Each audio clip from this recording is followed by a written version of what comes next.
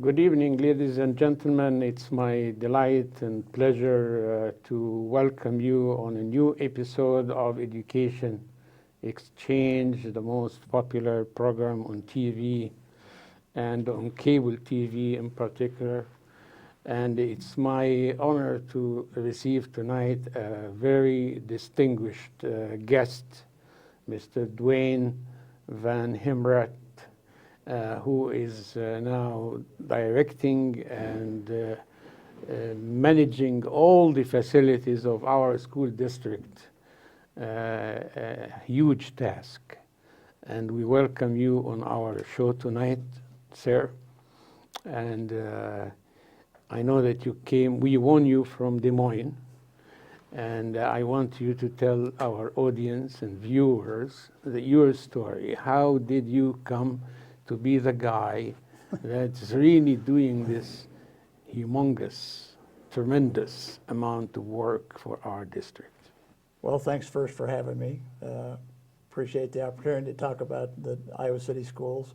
For myself, I grew up in Des Moines, Iowa, but I had a family of farmers that I worked on. Every summer I worked on the farm with my uncles, and I was interested in construction at a very young age. So always building something, be it toy barns and toy corn cribs or whatever, but I was always doing something with my hands. So a lot of people in my family have talent with their hands, and it was just something that I enjoyed. Went to school for a short while and studied architecture and engineering. Wasn't paying attention. I ended up in Uncle Sam's Navy, and ended up actually being a hospital corpsman or a medic on a hospital ship during Vietnam, and but got to use the same skill sets, but we worked on bones instead of wood. So, but when I got out of the Navy, went to carpenter school and voc tech school, and became a cabinet maker / carpenter. After a few years, I started building homes, and then I was building large homes. And those clients had businesses, so I got out of home building, started doing commercial buildings. Built a lot of airplane hangars, a lot of office buildings, warehouses, industrial type buildings. And about 1999, 2000, I was looking for a change. And the superintendent in Des Moines schools convinced me that they had a program similar to Iowa City and that would need somebody to help oversee that and manage it. So I took that, did that for 8 years, helped other districts around the state for 4 years after that, and then the opportunity here arose, and I enjoy building schools. I enjoy working for things that benefit kids. So I'm in Iowa City, and I'm loving every minute of it. As a matter of fact, there are two things that makes me so excited tonight. The fact that when you were in Vietnam, I was working for the International Health Organization in the border between Thailand and Cambodia in the wake of the killing fields. And so we were close, like in this Southeast Asian area of turmoils and upheavals. Right. So brothers in a different way. Yeah. So welcome back, and of course I have to salute you for being one of the heroes of our troops in the United States. I know that people who had done their duties in Vietnam were not celebrated as many before them or many after them, and now we recognized that we were doing injustice to them, and we now try to catch up and recognize the role in saving many, many lives. And well, we appreciate that. But so thank you for the effort, and thank you for being a hero. Now you are a hero in a different setting. Okay. Now building all the schools, right. and budgeting and all that. I guess you have a team of people working with you? Oh, I have a support staff, sure. As far as on-site management, it's just one other person and myself. And we have a construction manager who is an electrician by trade and worked for the district a long time.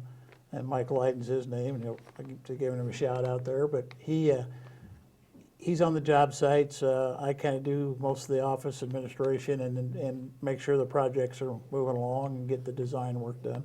And then we have a really fine support staff in the office that helps us keep it going. So, facilities master plan is a very ambitious plan, definitely, and it has a huge budget.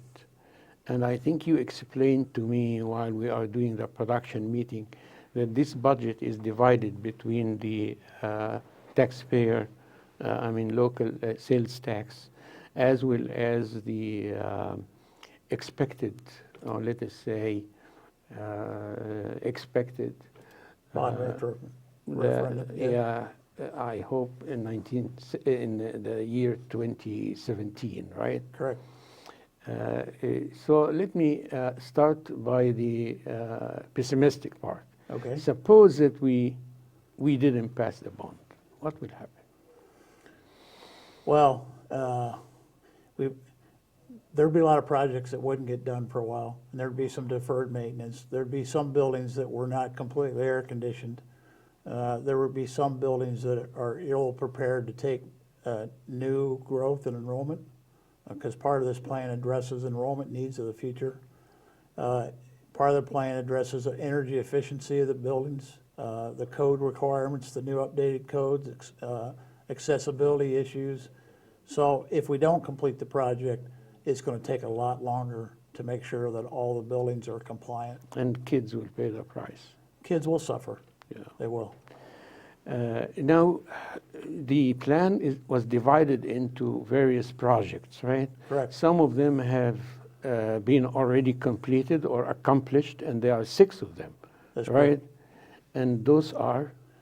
Penn Elementary, Twain Elementary is completed. We just built a new Alexander Elementary, which is a new building. Penn and Twain were renovations plus additions. Then we did a couple additions at Van Allen Elementary, some classrooms there. We did some code revisions at Hills Elementary, and we did some code issues and air conditioning for Hoover Elementary. So there's 6 projects that have been completed thus far. And 3 of them are in progress, right? Yes, the 3 that are in progress are Coralville Central, and we're upgrading that building with air conditioning and windows and doors. And all these projects will have geothermal heating and cooling, which is a cost-efficient and environmentally friendly way to air-conditioned buildings. At Coralville Central, there's also new roof, windows, new interior doors, those types of things.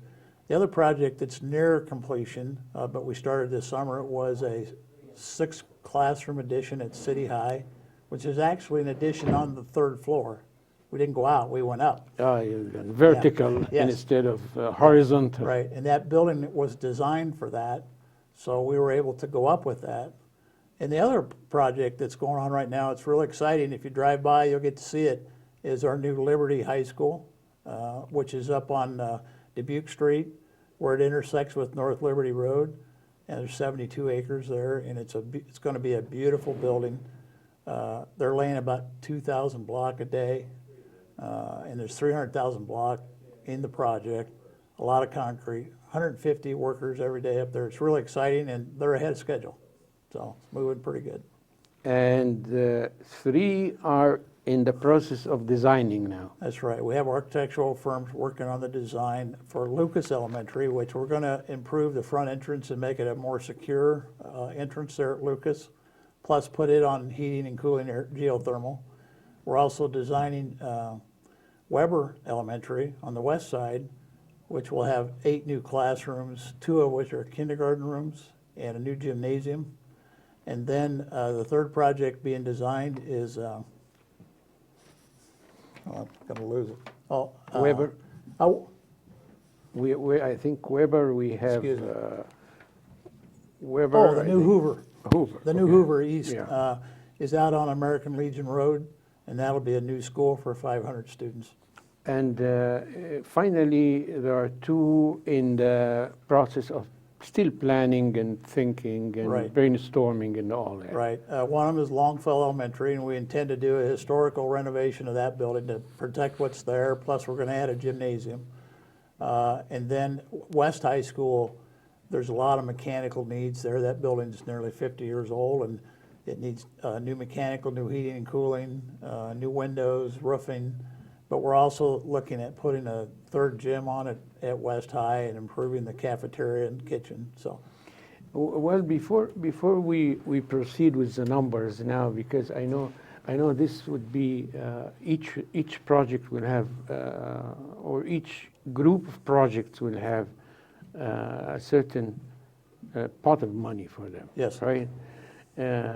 Before we move to this, I want to ask you about an issue with the geothermal. Yes. Is it like fit for any building now to turn it into geothermal? I'm just trying to recall what happened with Penn Elementary. I think they had to repeat it or something, dig another one or something. Well, at Penn Elementary, we had to put in the wells. Right. There's two parts to geothermal. One is the wells that are in the ground, and the other is the mechanical equipment inside. So, Dwayne, do you mind explain to our viewer? Not at all. How do you do that?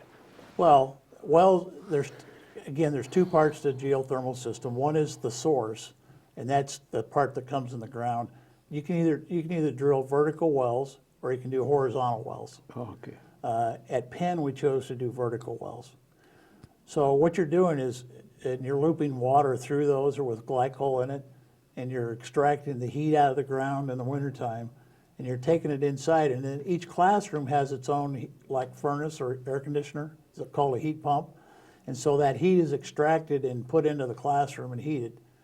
In the summertime, the heat is extracted, the process is reversed. So it's extracted from the classrooms, put into the glycol solution, and put back into the earth. So you're actually putting heat back that you took out in the wintertime. Oh. It's just a transfer by season.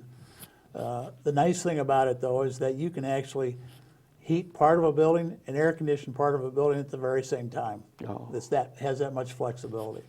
So it's a very cost-effective way.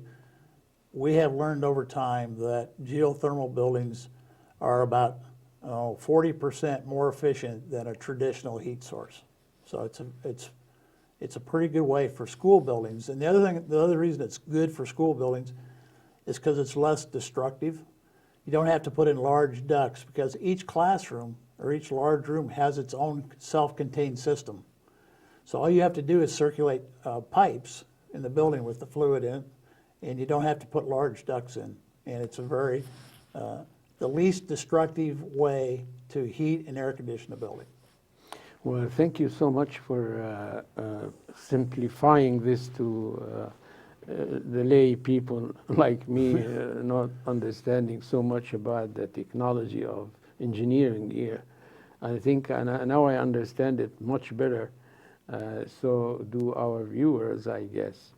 Now, Dwayne, let me ask you, was there any unexpected, again, before we go to the numbers, unexpected event that you had to confront with or try to think of solving before you approach these old buildings in particular? Well, I'll give you a good example. At Penn Elementary, which was our first large project, we dug a test hole, and what we discovered is that there's an aquifer system below Penn, and that's the water system for all of Iowa City and North That's Liberty. probably what I recall. So because it was there, we worked with the Iowa DNR in the building officials in North Liberty to make sure that we didn't penetrate our geothermal well into that well system. So it's a function of how deep the wells are. So we had to make the wells more shallow,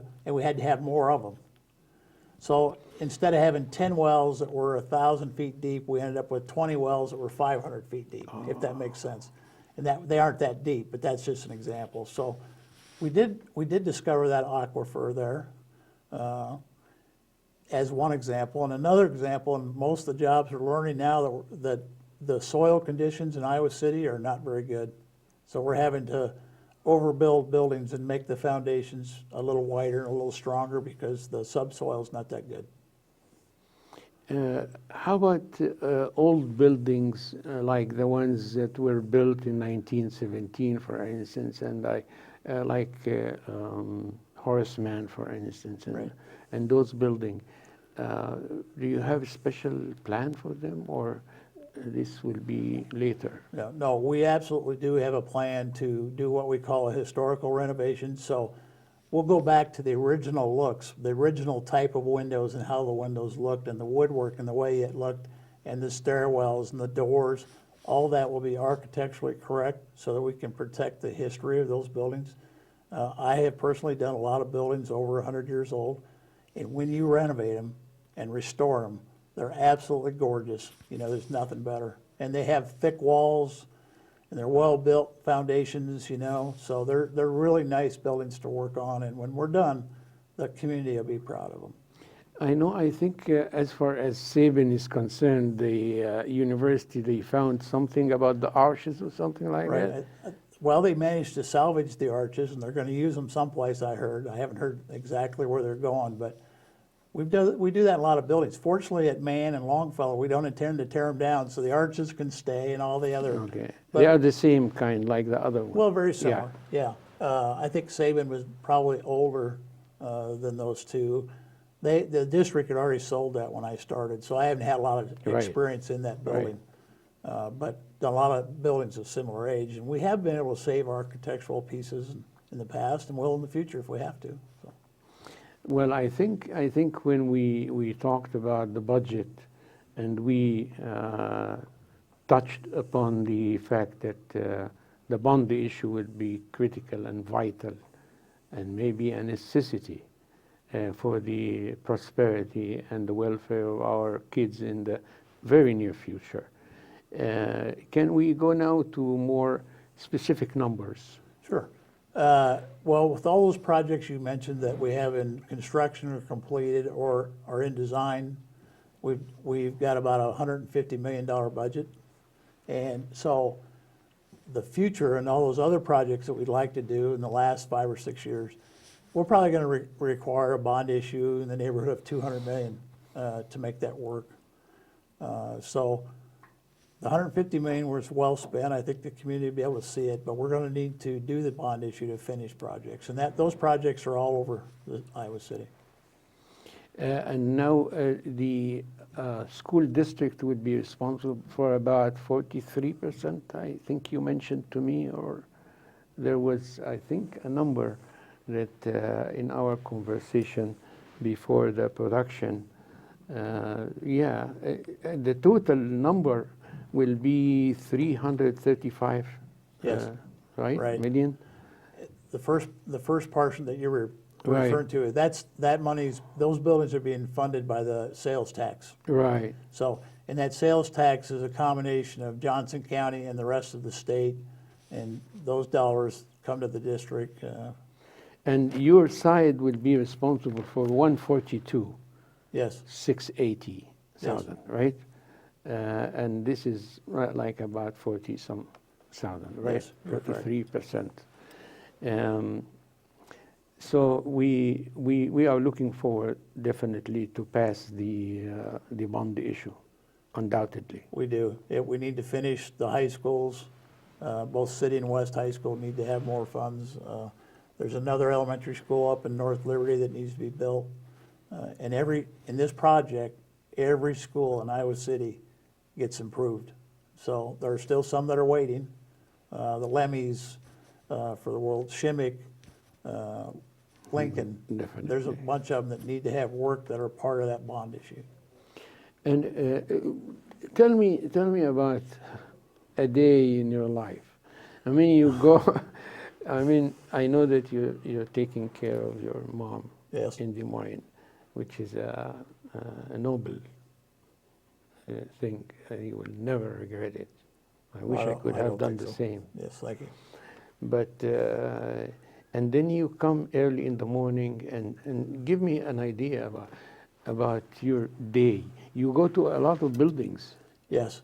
Well, every building at least once and sometimes twice a week, maybe more if I need to. But we have job site meetings on every project every week. But my day starts around 5:30 in the morning.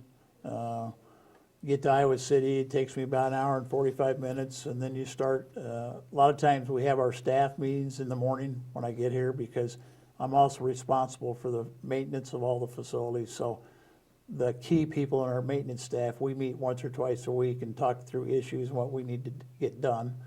And then you start doing the job sites. And then a lot of times in the afternoons, we meet with architects and engineers on the projects that we're designing because they have continual questions about the district and what they'd like to have in the buildings. That, and then typically in the afternoon, late afternoons and evenings, we have a lot of meetings with school staff, with district staff, and then we have board meetings a couple times a month and committee meetings. And so there are days when I leave home at 5:30 and I get home at 10 o'clock and check on mom, and then get up the next morning and start all over. The reason I say that is I remember being in one of the board meetings, and I think one of the directors raised a question about something about the grounds and the trees, and you said, yeah, I saw the tree yesterday, and I was like, oh, can you remember a tree? So that needs a lot of attention, like. Well, I have the ability to remember things that I've seen, and it's like a big blueprint in my head. So once I see it, I know it's there and I know where it's at. Well, that's by itself is some talent. Well, it's probably a knack that most builders all what have. I did is laugh, but I mean, it was like, you remember the tree, and that's cool. Well, with all the schools, know.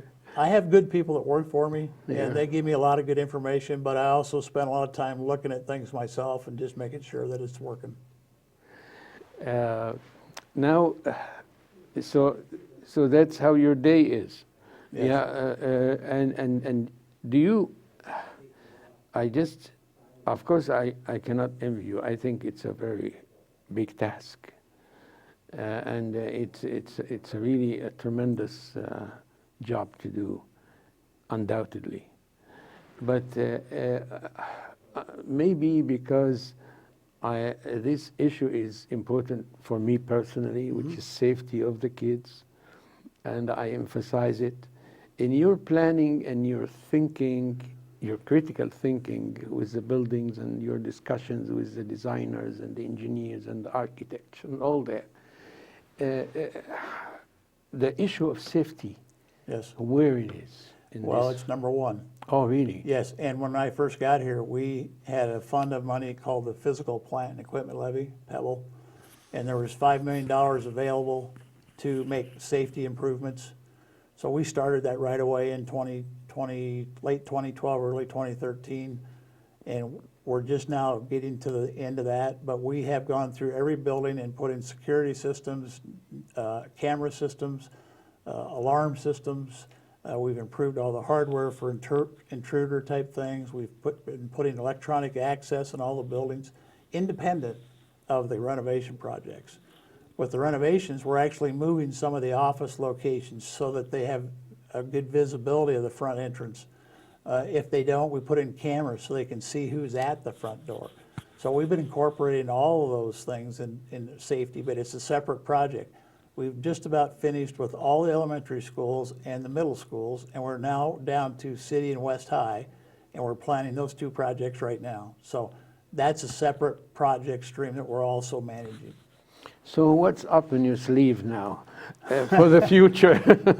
Well, I'd like to see it get finished. I'm not a young chicken anymore, so we need to keep pushing and get them done, and I won't be satisfied until we've met the challenge. And it's a big challenge, but I think everybody in Iowa City's been up for it. So if the voters will continue to support it, we'll get her done. What I really want to praise you, Dwayne, personally for watching, and I watch the board meeting religiously, and I see that you never at all get intimidated by some criticism or by some points. You take everything as constructive, and you don't have ill feeling, you know. If somebody directs a question to you, you try to be objective. This is my data, this is my answer for your question. If you're not satisfied, I'll get back to you with more details. But I think that's part of the leadership too, is that to be able to absorb everything and look at it objectively, not as a personal attack or anything. Because I think most of the people on the board, or all of them, are keen about the success of our education system. Some of them have different philosophies, but in the meantime, you accept people as they are, and you try always to be objective, and that's very important in your position and in your caliber as a leader of our education system in Iowa City. Thank you for the delight of being with us today. And on behalf of all these young people that you see, all of them are graying, but yes. They are getting blonder, that's all. They are not graying, really. That's Mike Peterson, our head director. And in the control room is the father of this show, who established it about 25 years ago, Mr. John Karhoff, the big guru of math at City High. And we cannot thank you enough. And we would like to see you again. So next time you come and say, I want to do a show. All right. All right. We'll do it. I enjoy it, and thanks for the opportunity. And thank you, and good luck, and good luck for your team and for your plans. We're looking forward to have beautiful future for our Iowa City. We are on Channel 18, Channel 21, Public Access TV website, as well as YouTube, starting tomorrow. Well, good. Thank you. Thank you.